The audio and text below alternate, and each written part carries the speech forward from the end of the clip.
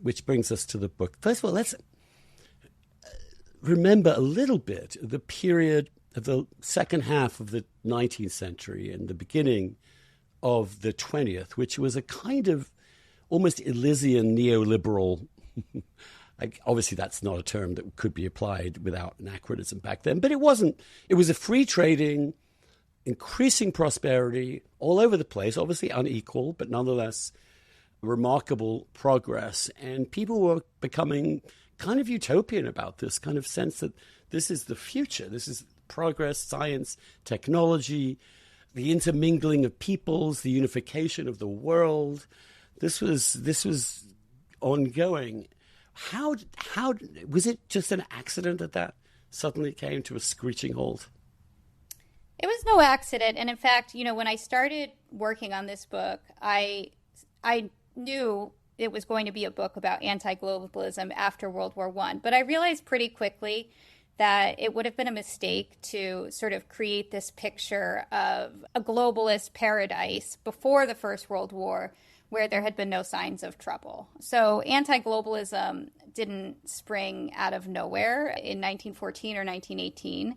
It's true that for a certain class of progressives and liberals, the end of the 19th and beginning of the 20th century was a kind of golden age of internationalism and connection. And people really believed that all of this global connection was going to, first of all, bring more prosperity for everyone, but also that it was going to prevent war.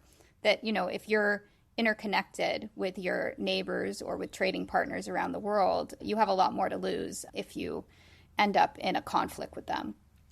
Which is rather the argument that we heard increasingly in the 1980s and 90s, which is that interdependence and growing, this is the great argument for bringing China into the WTO, is that we have nothing to fear, that the more interdependent we get, not only that, but the more likely the world will become democratic, because trade will be seen as synchronous, really, with democracy and democratization. This was certainly the feeling once the Soviet Empire began to crumble. So we have, in some ways, two parallels. We have the end of a war, one Soviet Empire crumbling.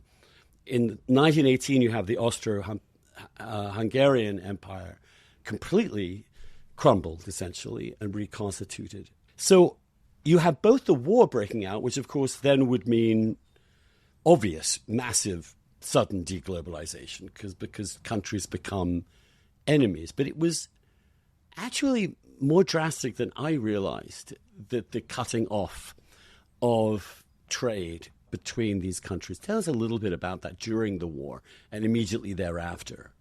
Sure. Well, the first thing that happens is that transatlantic migration comes to a halt. So that had been one of the largest kind of waves of migration at the time, and that ends in 1914 and only picks up after the war, but under new circumstances. So, for example, passports had not really been a feature of the world of travel before the First World War, and they were introduced as a security measure during the war, but that measure was not lifted at the end of the war. So that is a huge transformation. In terms of trade, the Allies, the British in particular, decided to impose a naval blockade on the Central Powers, which was of dubious international legality even at the time. And effectively, this was, it was the beginning of total war, which meant war on civilians. And the goal was really to starve the Germans and Austrians into submission by preventing food and supplies from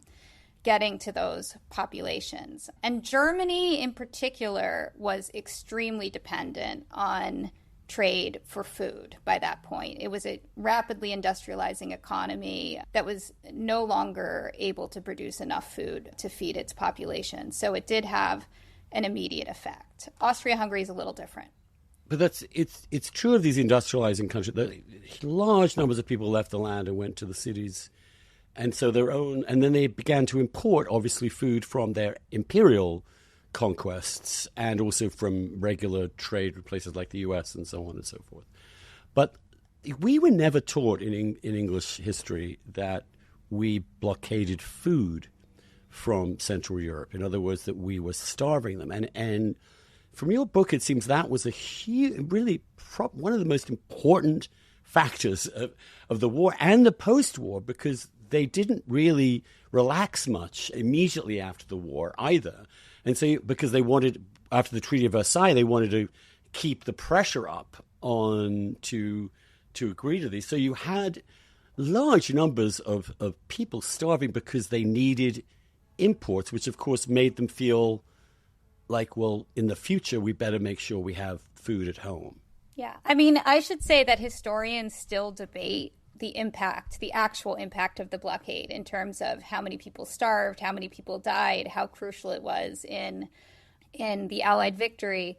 However, what is undeniable is that Germans and Austrians at the time believed that it had caused the death by starvation of millions of people, especially women and children.